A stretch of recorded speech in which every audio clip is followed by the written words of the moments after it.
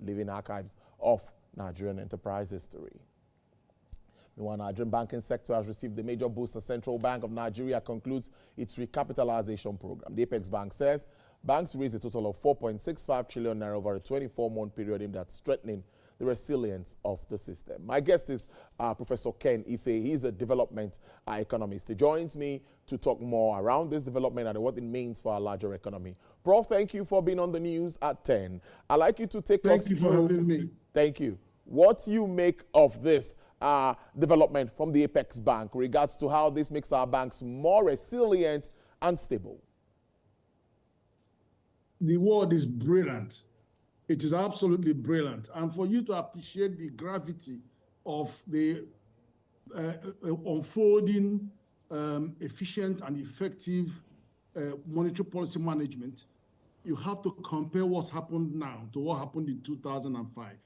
In 2005, 89 banks whittled down to 25 banks. It was a very rough and very, very tense and difficult time for our banks. But then, when they recapitalized to about 25 billion naira, and then there's some tier one banks who are given the opportunity to go to 100 billion with some incentive. But then the thing is that a year after that, Nigeria now became 4 out of the 5 most profitable banks in Africa and became 4 out of the 5 biggest banks in Africa. But shortly after that, things started going downhill. Because the macroeconomic, not macroeconomic, the corporate governance failures, insider dealing, wrong decisions, they were overexposed to oil and the energy sector, and things, they really started going down. And unfortunately, again, the 2008 American subprime property crisis caught up with them. So God saved them because the governor then had to set up AMCON, and they gave them 6 trillion to sort out the commercial banks. We still haven't recovered all that money. We are still in the process of recovering them. But now, fast forward to today. Today, we had 20 times more increase in the capitalization from 25 billion to 500 billion. We enjoyed an atmosphere of macroeconomic stability. We have every indicator is positive and convergent. So it's a very, very serene atmosphere. People enjoyed it. And then it's moving from 25 banks to 35 banks. Nobody is being squeezed or harassed or aggressively taken over or forced to. So, but, it's been mature. The industry is maturing very well. But what the test is going to be is, what are they going to use this $3.35 billion to do? What are they going to invest in? Exactly.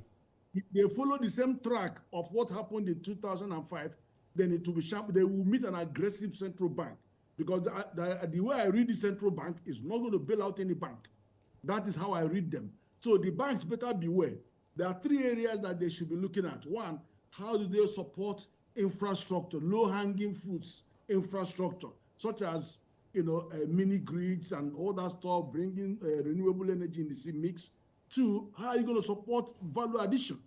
Value addition in terms of agro-processing, in terms of solid mineral processing, in terms of more industrialization. But that industrialization has to be export-led growth strategy so that you can connect it properly. Then the 3rd one is, how are you going to boost digital inclusion?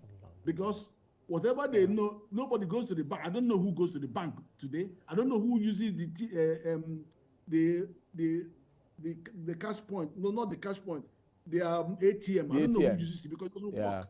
So they have to follow, take a cue from the fintechs that are doing extremely well. All right. Money Point is bigger than several banks put together. They are investing, taking over banks in East Africa. So our banks need to learn that you have to deepen financial inclusion so that you can move the quantum of informal traders to formal traders, widening the tax net, expanding their tax base so that they can make money and not do armchair banking, and they start funding, instead of funding the real sector, start giving money to traders to import and then exacerbate the import dependency syndrome in Nigeria.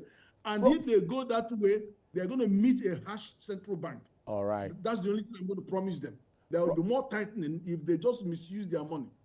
Professor Kenife, I must thank you so much. Of course, we'll get more time to speak around this on Business Nigeria. Thank you so much for joining us on the News at 10. Thank you. All right, Professor Kenife is a development economist. Well, that's business this hour. Next is sports news, and me and Akiri is already standing by.